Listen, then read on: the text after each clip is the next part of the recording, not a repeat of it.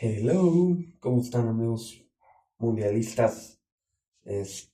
Acá tengo en mis manos la nueva camiseta ya oficial al 100% de la Copa del Mundo de la Selección Nacional de México.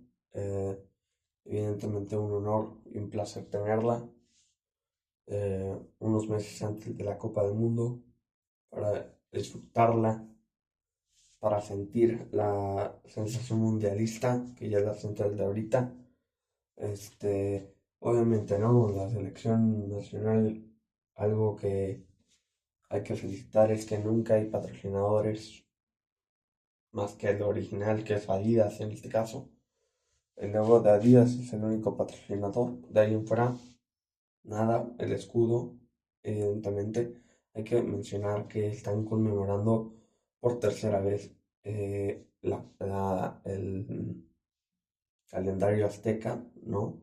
Porque en el 70 y en el 1986, pues evidentemente fueron las Copas del Mundo de sus años acá en México y sacaron jerseys similares a este, pero obviamente este jersey es con toques más recientes, ¿no?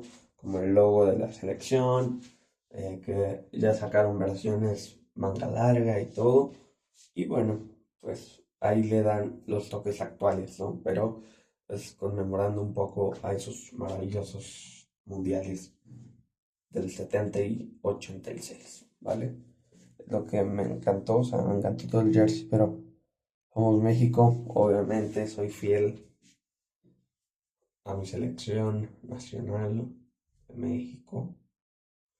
Se los voy a enseñar por atrás. O sea, le sigue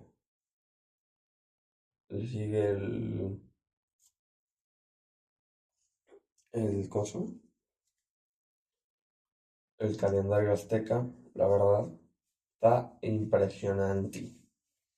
Muchas felicidades a la selección, Adidas, por supuesto. Yo estaba entre la manga corta y la manga larga, y la verdad, no sé por qué, pero me llevó a tener esta jersey, que la verdad, muy original. Le doy un 10 de 10 y ya se siente la acción mundialista, ¿vale? Viva México, soy fiel, hashtag, soy fiel número uno de esta hermosa selección nacional de México. Vamos por un mundial lleno de ilusiones. Viva México. Sí, señor.